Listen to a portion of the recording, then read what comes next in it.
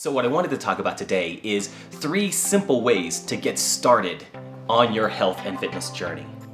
I remember when I was 38 and didn't exactly know how to actually get healthy and fit. I had been running for years on and off. I would get on a healthy kick, and so I would start running, a mile a day, and then 2 miles, then 3 miles, so on and so forth, and build myself up to a capacity of running like 7-8 miles 3 to 4 times a week. And I felt good when I did that. Like my internal, my conscious, my guilt around not doing anything was appeased.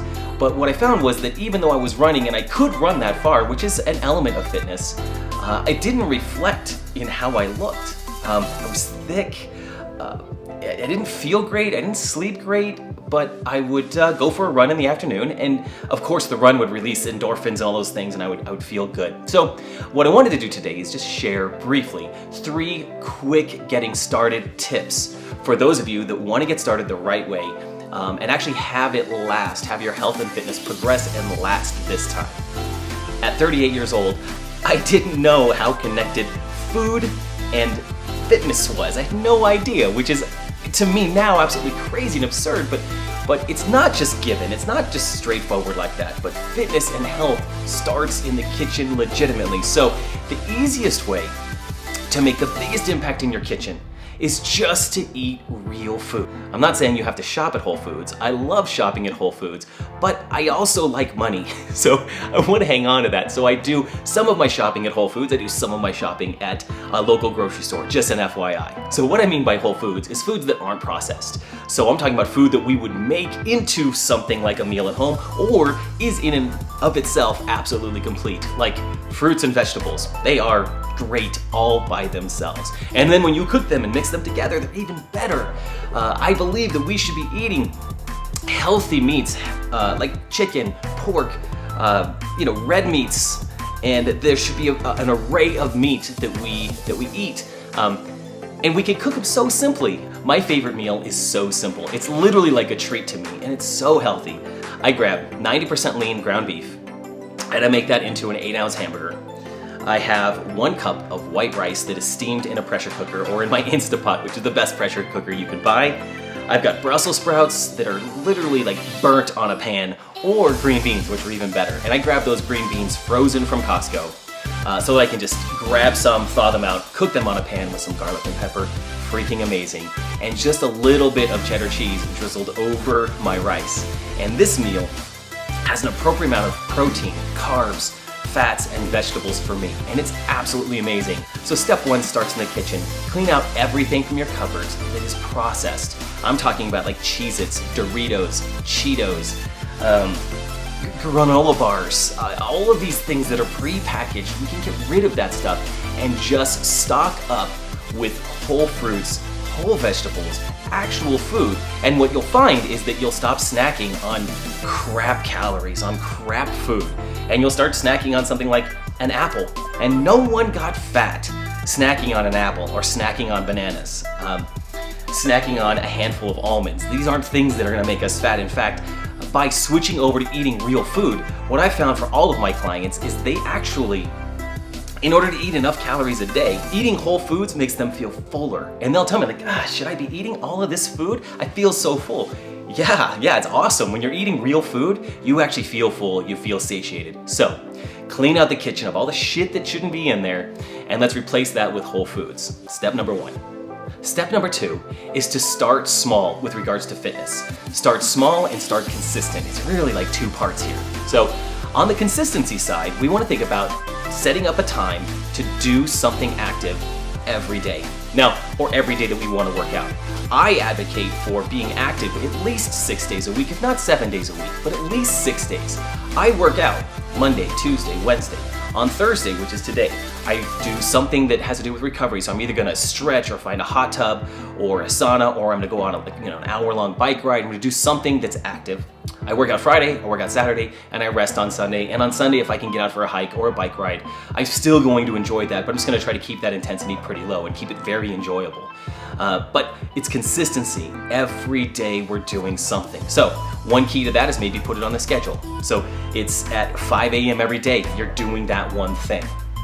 It might be noon or 2 o'clock. For me, it's in the afternoon. I love working out in the afternoon. It actually motivates me to get up, get my coffee, get going.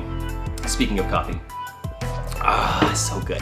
Get up, get going, get all of my work done, and then go and enjoy a workout or enjoy a recovery bike ride or something like that. So one of the ways we can find success and consistency is by starting with little habits, really small goals. For example, let's say that you want to be a person that gets up at 5:30 in the morning and gets your workout done. And let's say that you've allocated a portion of your basement for that workout or your garage. Let's call it the garage because that's where I work out, my garage. So this tiny little habit to celebrate would be to get up and be in the garage by 5:30 a.m. dressed in your workout gear. And that's the only thing you need to do on day one, is get up and be in the garage by 5:30 a.m. dressed in your workout gear. You got your shirt on, your sweatshirt maybe, your shorts, your workout shoes.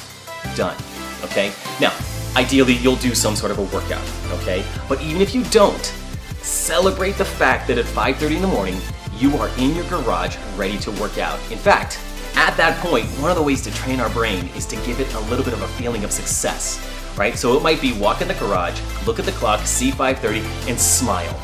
Or clap at yourself. I mean, as ridiculous as that sounds, give yourself a high five or an applause. All right, so we're celebrating the fact that you did just that. Now you have permission at this point to go back to bed. If you want to, go back to bed. It's 5:30, it's fine, go back to bed in your workout gear. But most likely you're up, you're in the garage like, well, I'm here, I might as well do it. And then the next day, do it again. By 5:30 in the morning, you're in your garage, you look at the clock, you smile, you applaud yourself, or you high-five yourself, you're in your workout gear. Well, you might as well work out. But you can go back to bed if you want. And what studies have found is if you set that teeny little goal of being in your garage, in your workout gear by 5:30 a.m., could be 5:30 p.m., doesn't matter what time it is. But if you do that and you celebrate, you start to rewire your brain and give yourself an internal reward of getting that done. And then once you're there, you can start working out. In fact, I use this in a much more progressive way. I enjoy working out. I developed habits over time that got me working out at a specific time, doing a specific warm-up that's very consistent every time. It's not that I love doing it, but once I start warming up, I go through the warm-up. It's fine. We start something and then all of the dominoes fall and we just get going. But I actually, in the middle of workouts, yesterday I was doing a workout that had a bunch of wall balls. And if you don't know what a wall ball is, it's a med ball that's about 20 pounds in your hands. Full squat, as you come up, you throw it up 10 feet, bounces off the wall, comes back down, and you do it again, and you do it again, and you do it again. And I was on my last set, it was 50 reps, and I was pretty wiped out. But I had this idea in my head of this similar thought that I'm gonna get to 20 wall balls. Once I get to 20, I'm gonna go for 25. And once I got to 25, I'm gonna go for 30. And once I get to 30, I'm gonna go for 5 more. Once I got to 35, oh shoot, I actually dropped it. My goal was to get to 50, but I dropped it. Took 2 breaths and did it again. I did 5. And then all I had to do was 5 more. I did 5 more. And then all I have to do is 5 more, and I'm actually done. 5 more, done. So taking these little chunks, these little steps, help our brain to calm down about the giant enormity of getting this boulder, this giant thing rolling, or this massive set of wall balls going. But for you, teeny little habits with teeny little celebrations. Get started, get in your garage by 5:30 and celebrate the fact that you're there. And since you've already got that momentum, you'll probably work out. If you did this 30 days in a row and you went back to bed, let's say 3 times, you arrived in your garage 27 times that month. That is pretty freaking cool and worth it. All right, step number 3 is to stop trying to figure this out yourself. Stop trying to create workouts that you think should work. That was a mistake that I made. I would think, okay, I'm gonna go for a run and then I'm gonna do some push-ups. So I'm gonna get in shape tomorrow because I feel like shit today. So I get up, I get my workout stuff on, I go out and run for a mile, which would kill me. And I'd come home and I'd do like 5 or 10 push-ups. And then the next day I'd go for a run for a mile and I'd come home and I'd do like 5 or 10 push-ups. And then the next day I wouldn't feel like running, so I'd still do like 5 or 10 push-ups to try to deal with the guilt, but really none of that was doing a whole lot for me. And I found myself tired of trying to figure out what to do next. What was the right progression? What were the right movements? What's actually going to make me fit? So my advice for step number 3 is to follow a program. Remove all of the decision fatigue. You don't have to figure this out by yourself, just get a program. There are a ton of programs out there that are really, really great. All you gotta do is just like search fitness in your Facebook feed one time and now your feed is gonna be filled with ads from fitness gurus and all these kinds of so-called experts. And that's fine. You can go with any program. There's lots of really low-cost programs out there. There's lots of very high-cost programs. There's gyms that will soon be open again that you can go and do that at. There's things at home. I am a huge proponent in efficiency. So I think if you can get this done at home and you can get ridiculously fit at home, which I believe you can do with minimal equipment, you might as well do that. Around my age, we don't have time to drive a half hour to a gym, spend an hour in a class, drive a half hour back, and that's maybe extreme. So let's call it maybe drive 10 minutes to the gym, but really, once you get changed, get all your stuff together, you've lost a half hour to get to the gym. Then it's an hour-long class, and that's again, it's like a half hour to get home, get situated, change and shower and do all things, when you could actually just change, be in your garage in about 2 seconds. Get your shit done, shower, change, and you are right back to whatever you're doing. Maybe it's early morning, so now you're making breakfast. Whatever that looks like. So follow a program. Find a program that works for you. I'll share with you 2 programs that I think are a great way to start with me if you're interested. One, I have a 6-week body weight only program that gets you in and out in 14 minutes. So imagine arriving in your garage, arriving in your basement, your little workout space, 5:30 in the morning, and you will warm up, work out, and be done in 14 minutes for 6 weeks. This will take you from absolutely no health and fitness and give you challenging little workouts every day to establish this habit for 6 weeks. Really cool program. There's a link below that you can get in on it right now if you're interested. If you have some fitness, or you've got a couple of dumbbells, maybe you have just minimal equipment, dumbbells or kettlebells, or you have a couple of jugs of water, like gallon jugs of water, you could do my 30-day breakthrough challenge. And again, this is just 30 days of workouts. Really, you're working out 5 days a week. So it's 4 weeks plus a couple of days of workouts where you're using dumbbells as part of your workout.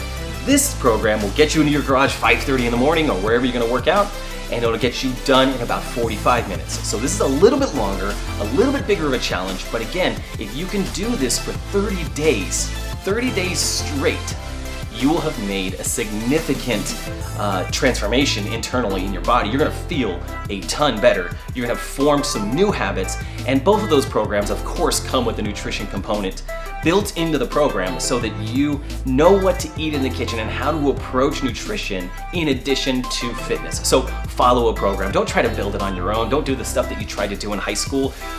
Bench press days, chest days, back days, leg days. That stuff doesn't work.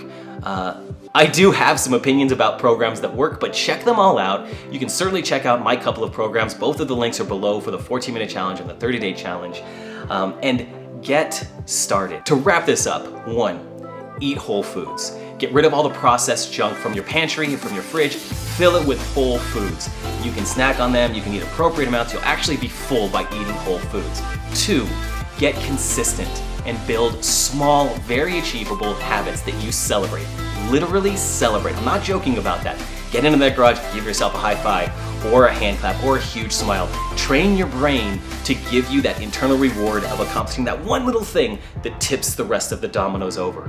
And 3, follow a program. Don't try to do it on your own. Don't try to figure it out on your own. Don't try to do what you used to do that didn't really work. Just follow a program. Whatever it says on that day, that's what you do. No decision fatigue, you're just gonna go for it, and you're gonna trust the person you chose to give you the programming to lead you to health and fitness. So that's it. Get out there, get started.